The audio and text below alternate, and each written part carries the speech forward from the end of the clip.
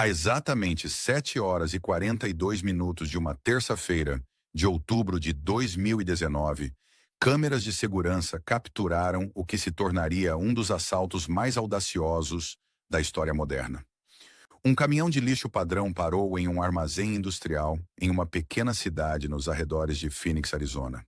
O motorista, vestindo seu colete de segurança laranja habitual, saiu e ativou o elevador hidráulico. Mas o que entrou naquele caminhão não era entulho de construção ou lixo de escritório. Eram 18 milhões de dólares em dinheiro pertencentes a um dos cartéis mais perigosos do México. 12 horas depois, o motorista havia desaparecido completamente. Sem chamadas telefônicas, sem transações bancárias, sem vestígios em nenhum sistema de vigilância do país. Seu nome era Léo Morrison, e esta é a história que as autoridades tentaram desesperadamente enterrar. Antes de eu te guiar pela história completa, só tenho um pequeno favor a pedir. Certifique-se de se inscrever no canal, clicar no botão de curtir e me dizer nos comentários de que cidade você está assistindo. É sempre incrível ver o quão longe esta audiência está alcançando. Agora vamos voltar à história. Amanhã começou como qualquer outra para Léo Morrison, um pai de 39 anos que dirigia rotas de lixo para a Morrison Waste Management há mais de 8 anos.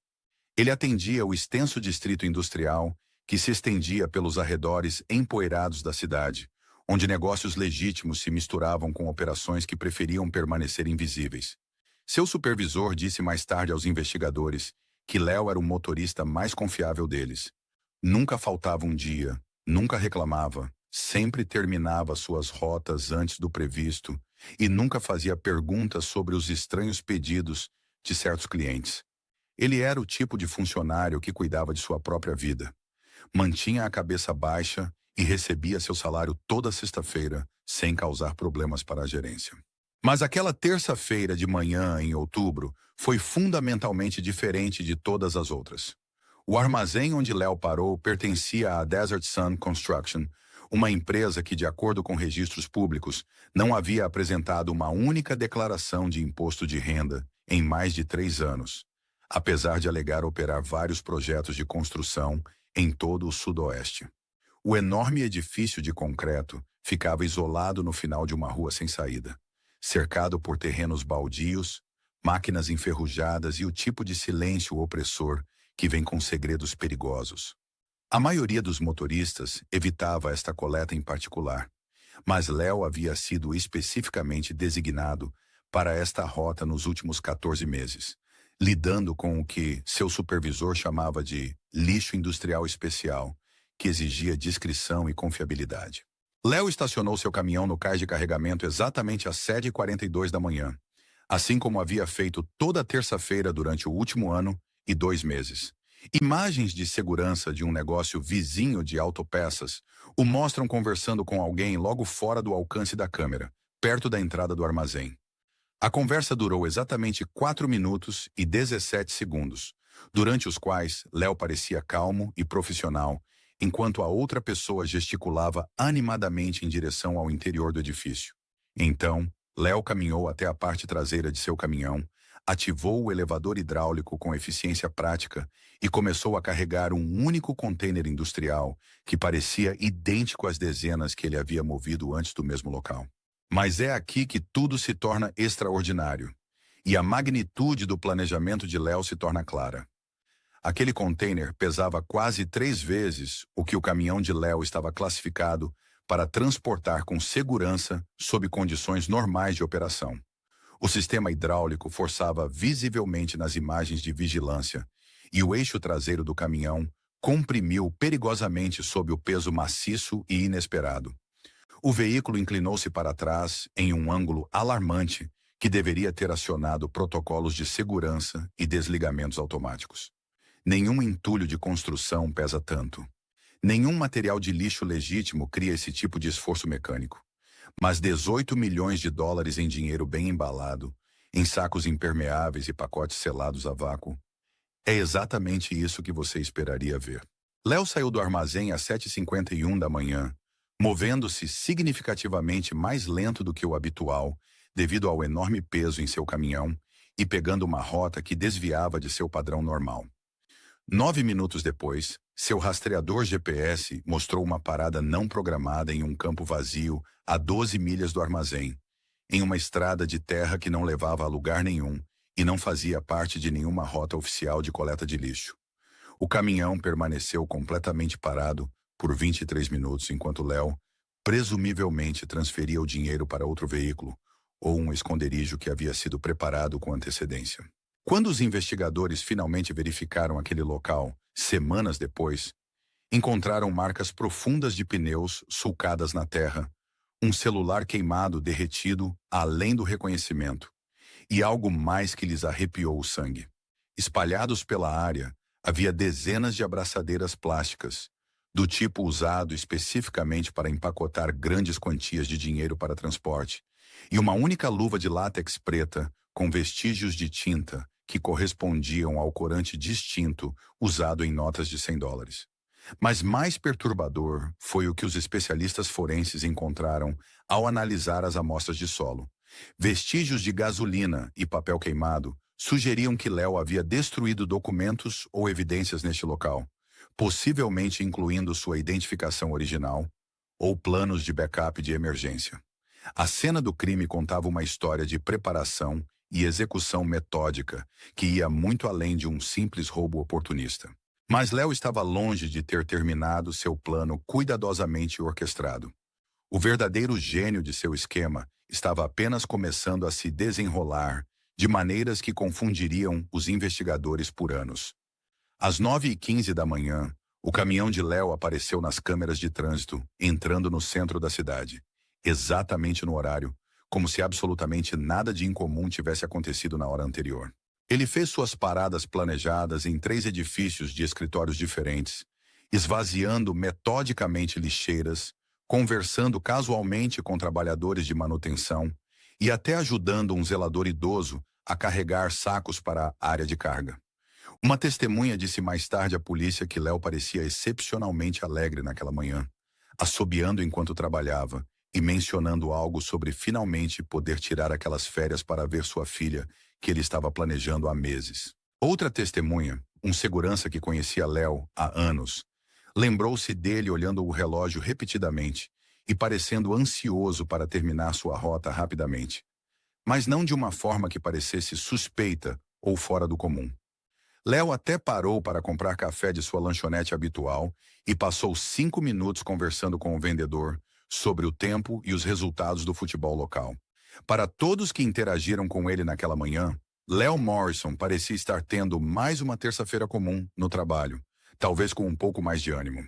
O último avistamento confirmado de Léo Morrison foi às 11h33 da manhã, quando ele estacionou seu caminhão no depósito da Morrison Waste Management e entrou na instalação, carregando o que parecia ser sua bolsa de trabalho habitual.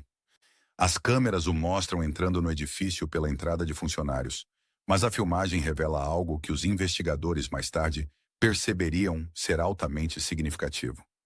Léo estava carregando uma bolsa de lona preta que ele nunca havia levado para o trabalho antes, e seu passo confiante habitual parecia apressado, quase urgente, como se estivesse operando em um cronograma rigoroso. Ele se registrou normalmente, falou brevemente com a recepcionista e caminhou em direção à área dos armários, onde os motoristas geralmente trocavam de roupa e guardavam itens pessoais. Ele nunca mais saiu daquele prédio. 20 minutos depois, um funcionário de manutenção encontrou a uniforme de Léo cuidadosamente dobrado em seu armário designado, com seu crachá de identificação colocado cuidadosamente em cima e suas botas de trabalho perfeitamente alinhadas embaixo, como se estivesse deixando tudo exatamente como queria que fosse encontrado. Seus pertences pessoais, incluindo sua carteira, chaves e celular, haviam desaparecido completamente.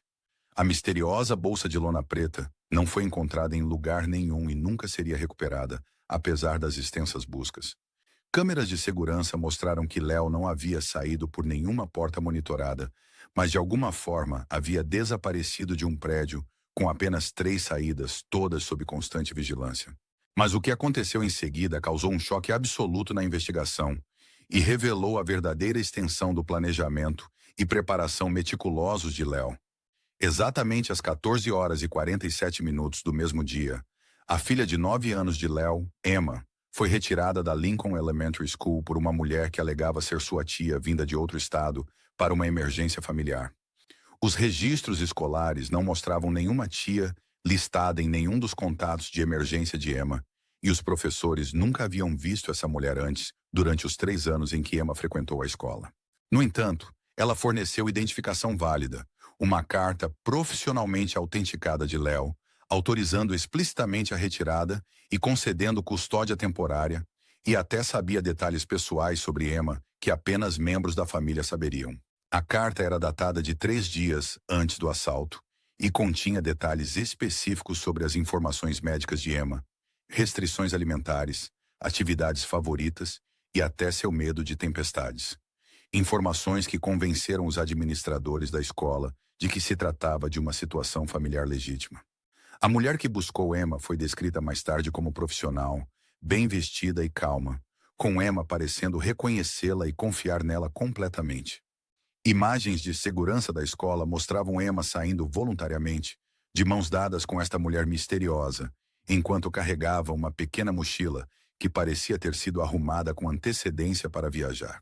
3 dias após o desaparecimento de Léo, uma conta anônima do YouTube carregou um vídeo que mudou tudo o que os investigadores pensavam que sabiam sobre o caso e forneceu a primeira prova real do que realmente havia sido roubado. A filmagem, claramente feita de dentro de um caminhão de lixo durante as horas da manhã, mostrava pilhas e pilhas de notas de $100 novinhas, empilhadas em um container industrial, exatamente como o que Léo havia carregado da Desert Sun Construction. O carimbo de data-hora, visível no painel da câmera, correspondia perfeitamente à rota de terça-feira de manhã de Léo, e as paredes amarelas distintas do armazém eram claramente visíveis ao fundo, juntamente com equipamentos industriais específicos que confirmavam o local. O vídeo foi editado profissionalmente com múltiplos ângulos de câmera, sugerindo que Léo havia configurado vários dispositivos de gravação com antecedência para documentar seu crime. Foi visto mais de 2 milhões de vezes em 48 horas e compartilhado em plataformas de mídia social antes de ser misteriosamente retirado por pessoas desconhecidas. Mas a conta anônima que o publicou, apesar de uma extensa investigação do FBI envolvendo especialistas em crimes cibernéticos e cooperação internacional com empresas de tecnologia, provou ser completamente indetectável. Roteada através de múltiplos servidores proxy, registrada com pagamentos em criptomoeda e protegida por criptografia sofisticada que sugeria conhecimento técnico de nível profissional. O FBI finalmente lançou uma investigação federal completa quando o armazém da Desert Sun Construction misteriosamente pegou fogo exatamente uma semana após o roubo, no que os investigadores de incêndio imediatamente reconheceram como um incêndio criminoso profissional. O fogo estava tão intensamente quente que derreteu partes da fundação de concreto e destruiu um quarteirão inteiro de edifícios vizinhos, forçando a evacuação de dezenas de empresas e exigindo equipes de materiais perigosos para conter a fumaça tóxica. Os investigadores de incêndio encontraram vestígios claros de aceleradores de grau militar em toda a estrutura, mas o incêndio havia destruído completamente qualquer evidência do que havia sido armazenado dentro daquelas paredes e eliminou qualquer possibilidade de recuperar impressões digitais, documentos ou imagens de segurança. Os bombeiros locais admitiram mais tarde que nunca haviam visto um incêndio queimar tão quente ou se espalhar tão rapidamente, com chamas atingindo temperaturas superiores a 2.000 graus Fahrenheit e consumindo o edifício em menos de 30 minutos. O momento era muito perfeito para ser coincidência, e os investigadores perceberam que estavam lidando com uma operação coordenada envolvendo múltiplos participantes com acesso a recursos sofisticados e experiência profissional. Foi então que a verdadeira investigação começou, e o que os agentes federais descobriram foi muito mais sinistro e complexo do que um simples roubo. A Desert Sun Construction foi revelada como uma elaborada empresa de fachada para o cartel Medellín Norte, uma das organizações de tráfico de drogas mais poderosas e implacáveis do México, com operações em 6 países e receitas anuais que excediam $5 bilhões. O armazém não estava armazenando materiais de construção ou inventário comercial legítimo, como a empresa afirmava em seus escassos registros públicos. Em vez disso, servia como uma sofisticada operação de lavagem de dinheiro, onde milhões de dólares em lucros do tráfico de drogas eram sistematicamente processados através de contratos de construção falsos, empresas de fachada e faturas fraudulentas, antes de serem transferidos eletronicamente para o sul da fronteira, para contas de cartéis e bancos offshore. Os 18 milhões de dólares que Léo roubou representavam apenas um carregamento em um enorme pipeline financeiro que movimentava mais de 200 milhões de dólares anualmente, através daquele único local, com operações semelhantes funcionando em dezenas de cidades em todo o sudoeste americano. Cada carregamento era cuidadosamente cronometrado para evitar a detecção por regulamentações bancárias federais e movimentado através de uma rede de empresas aparentemente legítimas que existiam apenas no papel. O dinheiro que Léo interceptou era destinado a operações do cartel na Colômbia, Venezuela e México, onde financiaria a produção de drogas, a compra de armas e a corrupção de funcionários do governo. Documentos da DEA vazados posteriormente para jornalistas investigativos revelaram que a Desert Sun Construction estava sob vigilância federal por mais de 14 meses, como parte de uma operação maior chamada Phoenix Rising, que visava toda a rede financeira do cartel em vários estados. Agentes federais sabiam sobre a operação de lavagem de dinheiro, mas estavam construindo cuidadosamente um caso abrangente contra a estrutura de liderança do cartel, esperando desmantelar toda a organização e apreender bens no valor de mais de $1 bilhão. Eles haviam identificado mais de 50 co-conspiradores e estavam planejando incursões coordenadas em 6 estados, quando o roubo de Léo descarrilou completamente anos de investigação minuciosa. O roubo forçou os líderes do cartel a abandonar suas operações em Phoenix imediatamente e permitiu que dezenas de membros de alto nível do cartel escapassem da acusação, fugindo para países sem tratados de extradição.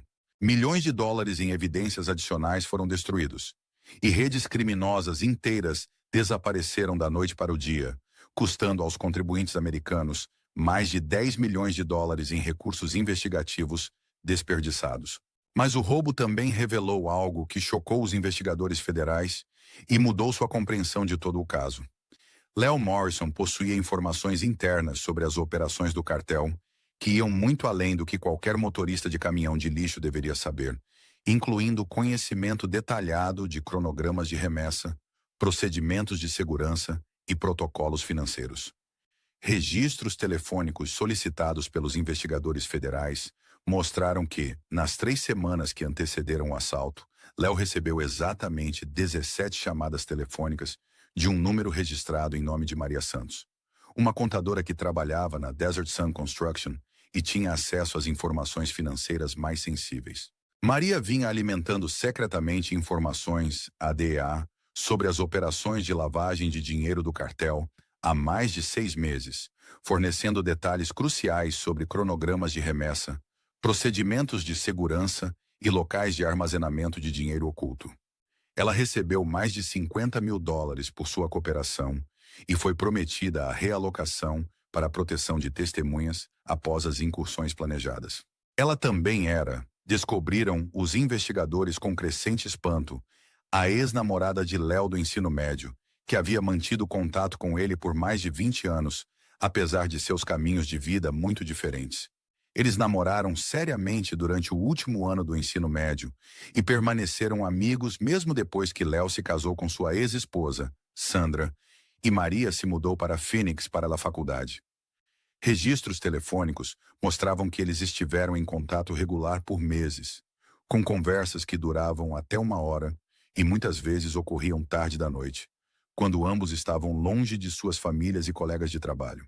Maria Santos foi encontrada morta em seu apartamento no centro da cidade, exatamente 5 dias após o desaparecimento de Léo, em circunstâncias que imediatamente levantaram suspeitas entre os investigadores. O legista oficialmente classificou sua morte como suicídio por overdose de medicamentos prescritos, mas os membros da família insistiram veementemente que ela estava aterrorizada por semanas antes de sua morte e estava franticamente fazendo planos para sair da cidade e começar uma nova vida em algum lugar longe de Phoenix. Seu apartamento havia sido revistado e o disco rígido de seu computador estava faltando, juntamente com registros financeiros e documentos que poderiam ter contido informações sobre as operações do cartel.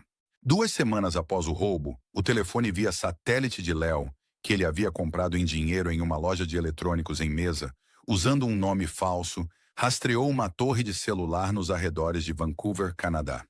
O sinal durou exatamente 8 horas, durante as quais o telefone fez 3 chamadas breves para números que mais tarde foram rastreados para telefones pré-pagos que foram imediatamente descartados após o uso.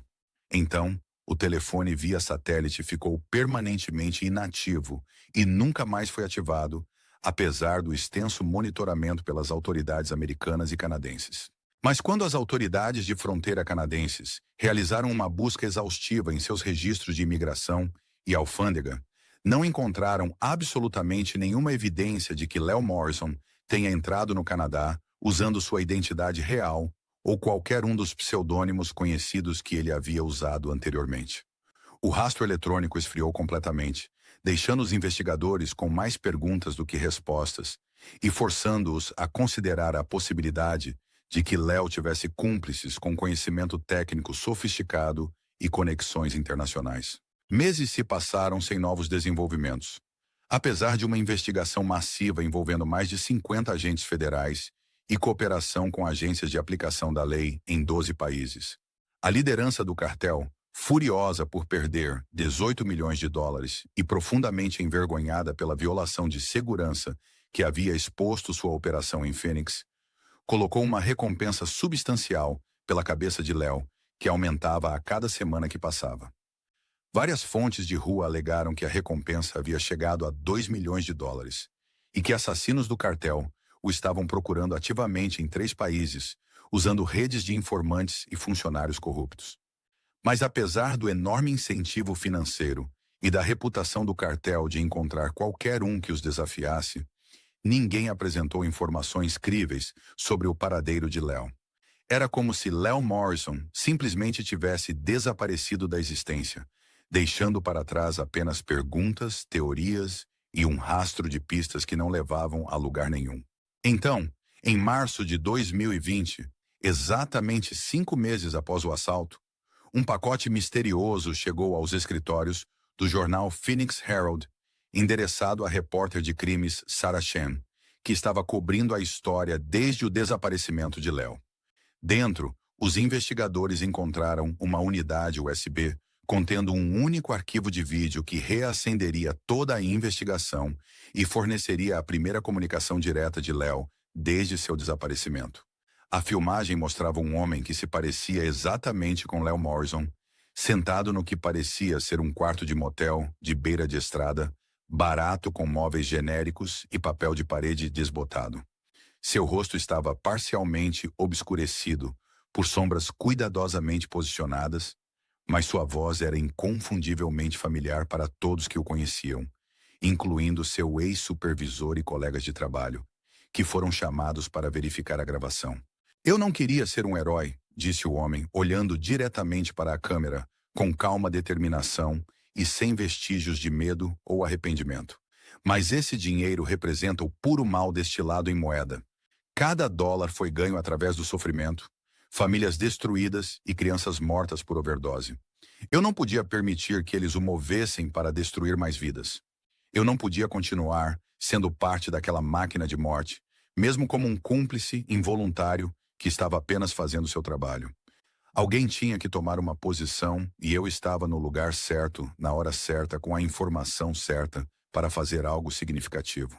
O vídeo durou exatamente 93 segundos e foi filmado em alta definição com iluminação profissional que sugeria planejamento e preparação cuidadosos. A análise técnica realizada por especialistas forenses digitais do FBI confirmou que foi filmado com uma câmera de smartphone padrão. Mas apesar do extenso esforço e consulta com especialistas internacionais, eles não conseguiram determinar a localização específica onde foi gravado. O fundo mostrava móveis genéricos de motel que poderiam ser encontrados em qualquer lugar da América do Norte, sem marcas de identificação, logotipos ou características distintivas que pudessem revelar a localização de Léo. Se estão me procurando, por favor parem, continuou o homem com evidente sinceridade e o que parecia ser genuína preocupação pelos investigadores que o perseguiam.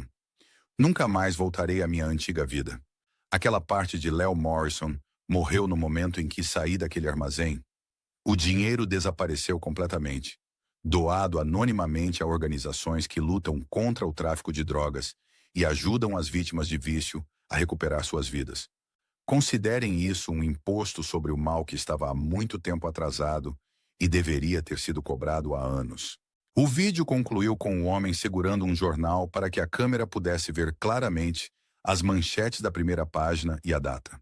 O jornal mostrava: incêndios florestais assolam o norte da Califórnia. E a data impressa era 15 de fevereiro de 2020, provando conclusivamente que o vídeo foi filmado meses após o desaparecimento de Léo, quando a busca por ele ainda estava ativa e internacional. Mas os investigadores notaram algo mais no fundo, que os fez reconsiderar tudo o que pensavam que sabiam sobre o caso e o estado mental atual de Léo. Mal visível na parede do motel, havia um pequeno calendário com uma data específica circulada em tinta vermelha brilhante: 23 de junho. Essa data era o 8º aniversário de Emma Morrison, ainda há meses de distância quando o vídeo foi filmado. O FBI rastreou a origem do pacote até um serviço de reencaminhamento de correspondência localizado em Seattle, Washington. Mas a conta havia sido paga integralmente com criptomoeda não rastreável e registrada sob uma identidade completamente fabricada que não levou a lugar nenhum. A empresa de reencaminhamento de correspondência não tinha câmeras de segurança e mantinha registros mínimos, tornando impossível identificar quem realmente havia deixado o pacote. Mais um beco sem saída, em um caso que parecia projetado para frustrar todas as técnicas investigativas conhecidas pela aplicação da lei moderna. Enquanto isso, Emma Morrison havia desaparecido tão completa e misteriosamente quanto seu pai. Registros escolares mostravam que ela havia sido oficialmente retirada da Lincoln Elementary School no dia imediatamente seguinte ao desaparecimento de Léo, com toda a papelada adequada arquivada por alguém que alegava ser sua avó materna, que possuía documentos de guarda legal. Mas quando os investigadores tentaram contatar essa avó, fizeram uma descoberta perturbadora que revelou outra camada do planejamento cuidadoso de Léo. A avó havia morrido 3 anos antes mesmo de Emma nascer, e sua identidade havia sido roubada para criar documentos falsos que eram sofisticados o suficiente para enganar os administradores escolares e os serviços sociais. A mãe de Emma, Sandra Morrison, havia se divorciado de Léo 2 anos antes do assalto e se mudado para Portland, Oregon, para começar uma nova vida longe do que mais tarde descreveu como a crescente paranoia e o comportamento secreto de Léo. Quando agentes do FBI chegaram ao seu apartamento para realizar entrevistas, vizinhos relataram que Sandra havia saído muito repentinamente com uma menina e várias malas grandes, poucos dias depois que a notícia do desaparecimento de Léo foi veiculada nas estações de televisão locais.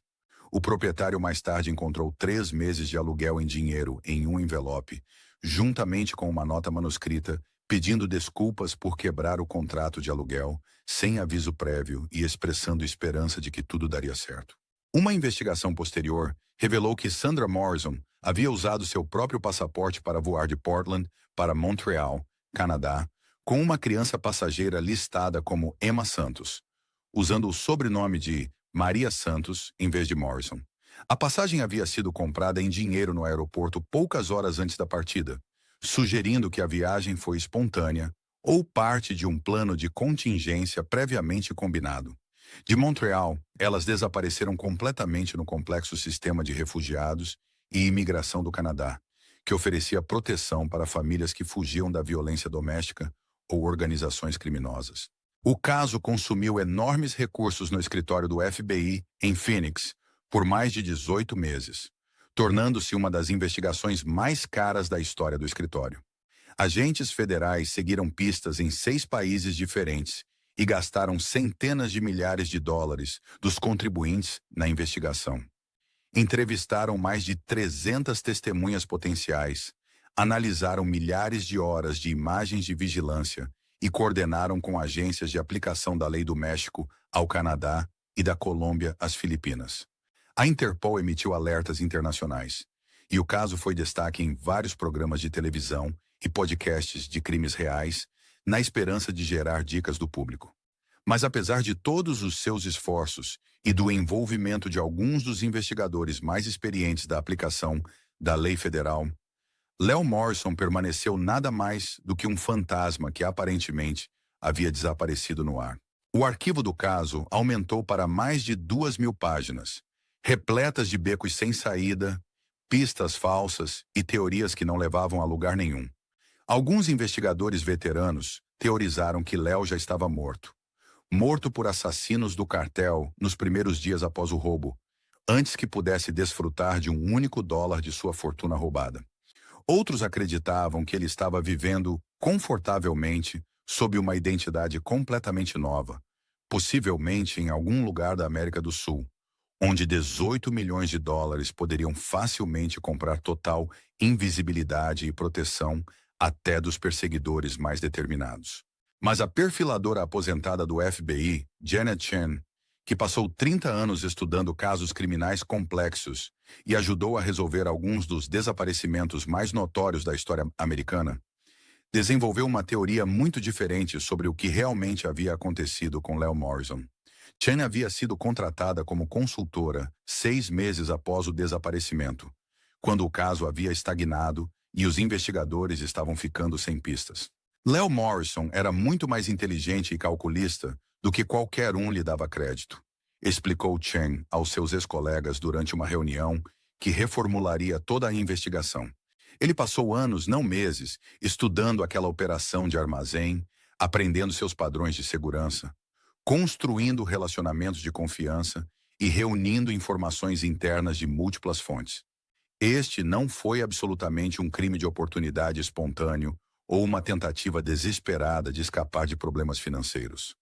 Esta foi uma operação meticulosamente planejada que foi especificamente projetada para parecer completamente espontânea e não premeditada para os investigadores, que naturalmente presumiriam que um motorista de caminhão de lixo não tinha a sofisticação para um esquema tão elaborado.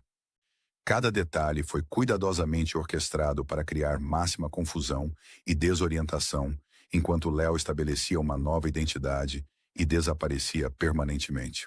Chen apontou evidências substanciais que apoiavam fortemente sua teoria controversa e desafiavam as suposições que haviam guiado a investigação desde o início. Registros bancários revelaram que Léo havia retirado sistematicamente quantias relativamente pequenas de dinheiro de várias contas por mais de 8 meses antes do assalto. Nunca o suficiente para acionar os requisitos de relatórios federais que teriam alertado as autoridades. Mas as retiradas totalizaram mais de 11 mil dólares, sugerindo planejamento cuidadoso e paciência. Ele havia comprado o telefone via satélite 6 semanas antes de cometer o crime, juntamente com vários cartões de crédito pré-pagos e até mesmo um documento de identificação falso sofisticado que nunca foi realmente usado, mas demonstrou seu nível de preparação e acesso a falsificadores profissionais. Mais significativamente, Léo havia pesquisado extensivamente países que não mantinham tratados de extradição com os Estados Unidos. O histórico do navegador de seu computador pessoal mostrava buscas repetidas por requisitos de visto, informações sobre custo de vida e regulamentações bancárias para o Paraguai, Equador, Filipinas e várias outras nações conhecidas por proteger fugitivos da aplicação da lei americana. Mas a evidência mais reveladora veio do computador de trabalho de Léo na Morrison Waste Management, onde os investigadores encontraram arquivos excluídos que haviam sido parcialmente recuperados por especialistas forenses digitais. Os arquivos continham mapas detalhados do distrito industrial, registros financeiros da Desert Sun Construction e até mesmo fotografias do interior do armazém que Léo aparentemente havia tirado durante coletas de lixo anteriores. Ele havia planejado sua rota de fuga muito antes de tocar naquele container de dinheiro e havia passado meses estudando todos os aspectos da operação que pretendia roubar. Chen também apontou evidências de que Léo havia estado em contato com especialistas em roubo de identidade e lavagem de dinheiro, por meio de aplicativos de mensagens criptografadas que foram posteriormente encontrados em um celular secundário escondido em seu apartamento. O celular continha conversas sobre a criação de novas identidades, obtenção de documentos falsos e movimentação de grandes quantias de dinheiro sem detecção pelas autoridades bancárias. Léo havia construído uma rede de contatos criminosos e reunindo conhecimentos que lhe permitiriam desaparecer completamente assim que executasse seu plano. Mas o maior avanço na compreensão da verdadeira sofisticação de Léo veio de uma fonte completamente inesperada que ninguém poderia ter previsto e que revelou o alcance internacional de seu planejamento. Em dezembro de 2020, exatamente 14 meses após o roubo original, um trabalhador da construção civil que reformava uma ponte em Tijuana, México, encontrou uma chave de cofre que havia sido cuidadosamente colada sob a estrutura de suporte de concreto da ponte em um local que só seria descoberto durante grandes obras de reforma. A chave levou os investigadores a um cofre em um banco local de Tijuana, que continha uma carta manuscrita e uma fotografia de um homem que se parecia muito com Léo Morrison, mas com cabelos significativamente mais escuros, uma barba cheia e uma estrutura facial diferente que sugeria possível cirurgia plástica. A carta era endereçada simplesmente a quem possa interessar, e a caligrafia foi posteriormente confirmada por análise para corresponder a amostras, 2 registros de emprego e documentos pessoais de Léo. A mensagem era breve, mas reveladora, e forneceu a primeira evidência direta das motivações e planos futuros de Léo. O dinheiro está completamente seguro e está sendo muito bem utilizado para ajudar as pessoas que o cartel prejudicou através de suas operações de drogas. Parem de perder tempo e recursos procurando por mim. Comecem a procurar os verdadeiros criminosos que ainda estão operando livremente e destruindo comunidades em toda a América. Nunca mais voltarei e nunca serei encontrado porque me tornei outra pessoa inteiramente. A fotografia contava uma história ainda mais intrigante que abriu possibilidades inteiramente novas sobre a localização e o status atual de Léo, ao mesmo tempo em que levantava questões sobre o quão extensivamente ele havia alterado sua aparência. A análise computadorizada da fotografia revelou que havia sido tirada em Valparaíso, Chile, com base em características arquitetônicas distintivas que eram claramente visíveis ao fundo, incluindo uma torre de igreja específica e edifícios da era colonial, que especialistas em arquitetura foram capazes de identificar com certeza. As autoridades chilenas realizaram uma extensa busca em seus registros de imigração, mas não encontraram nenhuma evidência de que alguém chamado Léo Morrison tenha entrado legalmente em seu país durante o período relevante, usando seu nome real ou qualquer um dos pseudônimos conhecidos associados ao caso. No entanto, eles descobriram registros de um homem americano que correspondia à descrição física geral de Léo, que havia comprado um pequeno barco de pesca em dinheiro aproximadamente 3 meses após o assalto em Phoenix. O barco foi registrado sob o nome David Chen e foi especificamente projetado para viagens oceânicas de longa distância, com capacidade de combustível estendida e equipamento de navegação avançado que permitiria viagens internacionais. A compra foi feita através de um intermediário chileno que pagou em dinheiro e forneceu documentação mínima que atendia aos requisitos relaxados do país para o registro de barcos. Esse barco, juntamente com seu misterioso proprietário, desapareceu completamente das águas chilenas e nunca mais foi visto, apesar das extensas buscas da Guarda Costeira chilena e da cooperação com as autoridades marítimas dos países vizinhos. O barco estava equipado com equipamento de comunicação via satélite e tinha suprimentos suficientes para viagens oceânicas prolongadas, sugerindo que Léo poderia estar planejando chegar a um país com proteção ainda mais forte para fugitivos, ou possivelmente um local onde ele pudesse viver permanentemente sem qualquer supervisão governamental.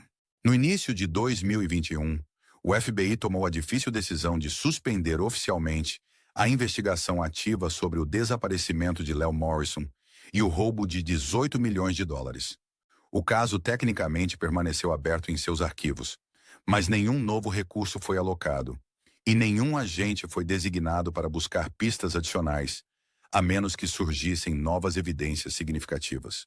O armazém destruído da Desert Sun Construction foi finalmente demolido completamente, e o valioso terreno foi vendido a um desenvolvedor comercial legítimo que construiu um centro comercial moderno que trouxe empregos e negócios legítimos para a área. O cartel Medellín Norte discretamente moveu sua sofisticada operação de lavagem de dinheiro para um local diferente e aumentou significativamente suas medidas de segurança para evitar roubos semelhantes no futuro. Eles contrataram ex-militares para guardar suas operações e implementaram sistemas de vigilância eletrônica que tornariam outro roubo quase impossível. Eles nunca fizeram declarações públicas reconhecendo o roubo ou suas substanciais perdas financeiras, mantendo sua reputação cuidadosamente cultivada de serem completamente invencíveis e oniscientes. Mas as pessoas que viviam e trabalhavam no distrito industrial ao redor do antigo armazém nunca esqueceram o que aconteceu lá, e alguns afirmam que a história está longe de terminar. Toda terça-feira de manhã, exatamente às 7h42, alguém coloca um container industrial completamente vazio no exato local onde o armazém da Desert Sun Construction já esteve. O container permanece ali em perfeito silêncio por exatamente 23 minutos. O tempo preciso em que o caminhão de Léo permaneceu parado naquele campo vazio no dia do roubo.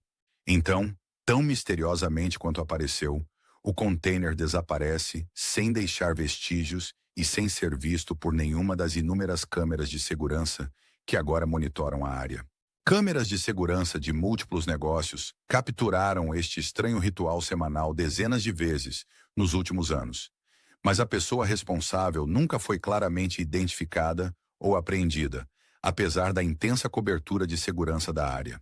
Eles usam roupas diferentes cada vez que aparecem, chegam em veículos diferentes, que são sempre reportados como roubados em poucas horas, e de alguma forma conseguem evitar mostrar claramente seu rosto para qualquer câmera de vigilância. A pessoa parece ter conhecimento íntimo dos sistemas de segurança e pontos cegos das câmeras, sugerindo informações privilegiadas ou treinamento profissional de vigilância. A polícia local desistiu completamente de investigar o que agora chamam de ritual de terça-feira, depois de passar meses tentando pegar a pessoa responsável. O container nunca contém nada ilegal e nenhum crime real está sendo cometido, então eles decidiram concentrar seus recursos limitados em assuntos mais urgentes. Mas os antigos moradores da área sussurram entre si que a pessoa que coloca o container é o próprio Léo Morrison, ainda operando nas sombras, ainda jogando um jogo elaborado com a aplicação da lei e ainda conseguindo enganar todos que tentaram pegá-lo. Eles apontam para pequenos detalhes que apenas alguém intimamente familiarizado com a rotina original de Léo saberia. O momento preciso que corresponde à sua antiga rota de lixo, o tipo específico de container industrial que ele sempre usava, a duração de 23 minutos que corresponde perfeitamente à sua parada inexplicável no campo. Alguns moradores afirmam ter visto um homem que corresponde à descrição de Léo, observando a área à distância. Mas ele sempre desaparece antes que alguém possa se aproximar o suficiente para confirmar sua identidade. A verdade sobre Léo Morrison é provavelmente tanto mais simples quanto mais complexa do que qualquer teoria que os investigadores desenvolveram ao longo dos anos de perseguição a ele. Ele era um homem comum que se encontrou em uma situação extraordinária e escolheu agir contra uma organização que estava sistematicamente envenenando sua comunidade com drogas e violência. Ele planejou cuidadosamente, estudou cada detalhe, executou seu plano com precisão e desapareceu tão completamente que mesmo as agências de aplicação da lei mais sofisticadas do mundo não conseguiram encontrá-lo. Se ele está atualmente vivo ou morto, rico ou passando por dificuldades, escondido com medo ou vivendo abertamente sob uma nova identidade em algum lugar distante, ninguém sabe ao certo. Mas aqui está o que sabemos com certeza que aconteceu naquela terça-feira de manhã em outubro. 18 milhões de dólares em dinheiro sujo nunca chegaram ao seu destino pretendido. Um poderoso cartel sofreu uma derrota humilhante e perdas financeiras significativas. Um motorista de caminhão de lixo de uma pequena cidade se tornou uma lenda que inspirou outros a lutar contra probabilidades aparentemente impossíveis. E em algum lugar do mundo, Emma Morrison está crescendo com o conhecimento de que seu pai escolheu arriscar tudo para desferir um golpe contra o mal, mesmo que isso significasse deixá-la para trás. O container vazio ainda aparece toda terça-feira de manhã, às 7h42, exatamente como tem acontecido por anos. E Léo Morrison continua desaparecido, mas certamente não esquecido.